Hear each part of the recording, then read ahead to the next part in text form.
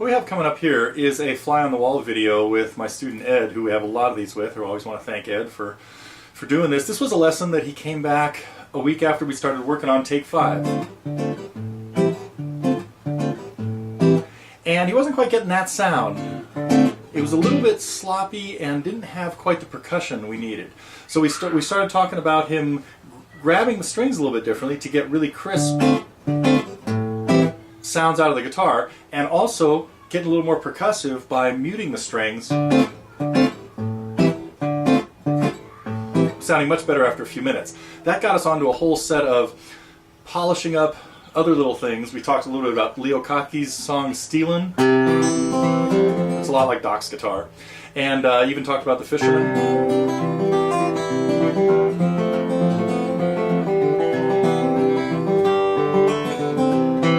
Because there are a few little inconsistencies in there as far as getting bass notes down. So anyway, this was a great problem-solving lesson, and it had all kinds of things in it that you could carry over into lots of different songs. Here's a couple of excerpts from this, and again, our fly-on-the-wall lessons are available as part of the Target program at Totally Guitars. There have got to be 100 of them or so by now, and every one covers a lot of different things that can be applied to other situations. So take a look at the preview here, and if you'd like to see more of these, come visit us at Totally Guitars and think about joining the Target program.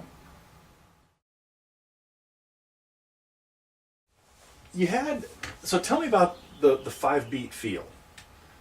Well, we're splitting it up into... It feels like...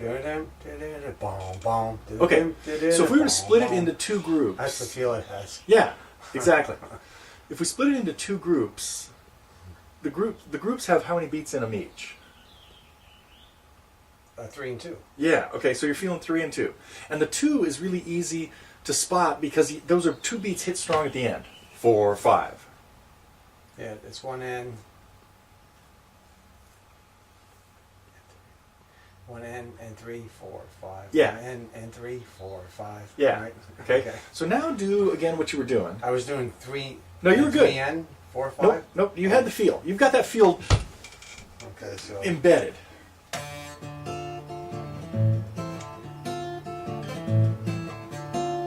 Now wait, when you grab those 3 notes, I'm not hearing enough of the chord. The chord is like, the chord has to be 3 strings. No, well, it has to be the middle 3 strings. It's not You these? don't want that high note. Oh, I thought it did. No, we want wait, we still need 3 notes though. There. Okay, now those 3 are still not coming out equally. Listen to this. Neil, what do you want? I want this. When you play 3 notes, they need to sound like 3 notes. They sound like 1.5. You hear that? I mean, that's all those notes are equal. It's okay to cut it off. Yeah. But to hear, so you're not getting enough harmony sound in there because those 3 notes are not coming through loud and clear. And you know what I think it is? There. You know what I think it is? I think you have these fingers too straight. You need to make claws more. They need to be curled more. Yeah, do you hear that? So when they're straight, It's much better. you hear that? Oh yeah, I do now. So here's what the problem was. By them being so straight like this, you're not getting enough meat on the string. No, I know. You're kind of okay, and you got to get in there and grab them. Yeah, and pull them out. You know, put hooks on them.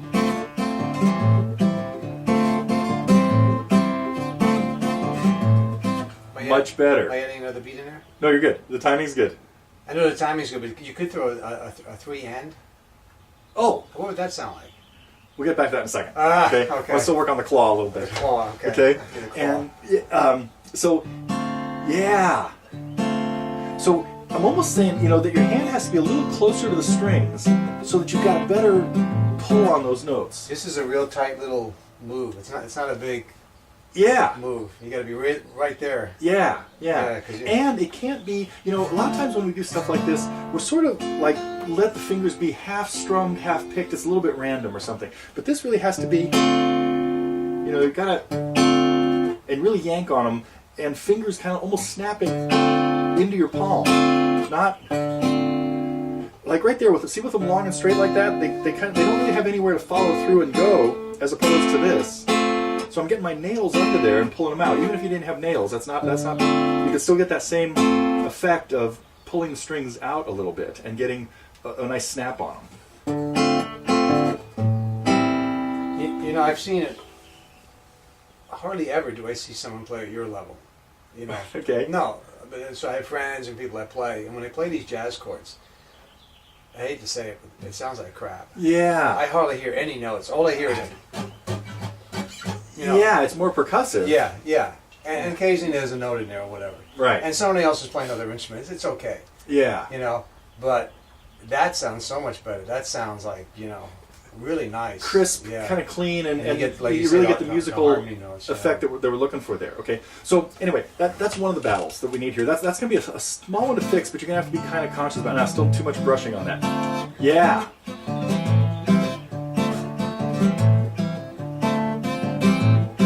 Oh, so you are putting another kind of little brush in there on the end of 3. Yeah. Okay, which is okay, but I want to get rid of it for a second because I want to do one more thing first that is going to feel a little uncomfortable, and that is, so what are you playing on?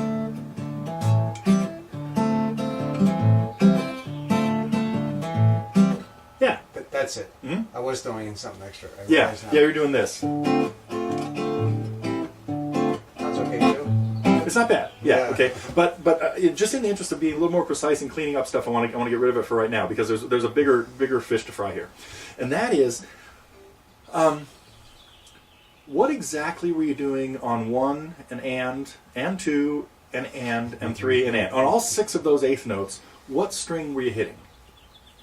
Okay, for the D minor 7th, it's these. Okay, so beat 1. So tell me about those two.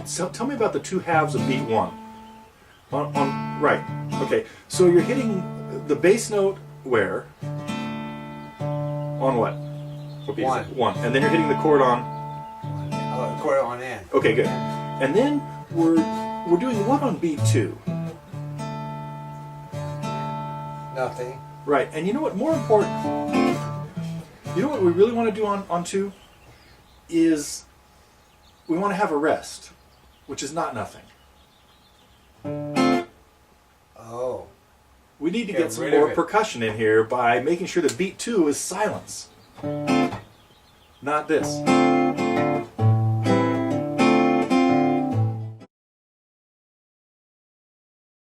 What's that song called?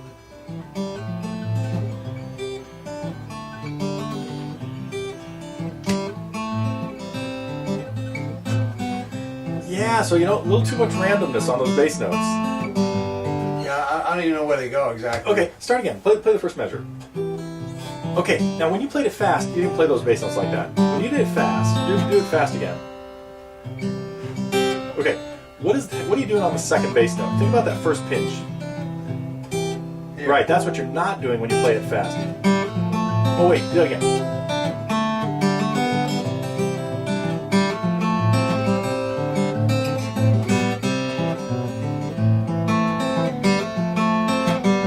You know what? Every time you get that hammer on the A, I don't know where I am. what's happening is there's supposed to be an F in the bass with that, Oh, jeez, and really? it never happens. No. That A hammer on. Oh.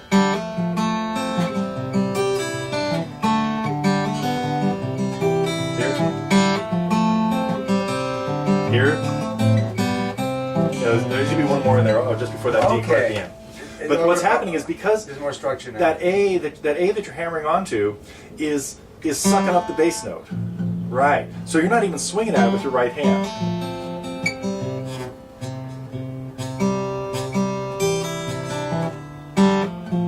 Right. Here it is again. And that's an F. Wait, I think that's an F in there. Oh.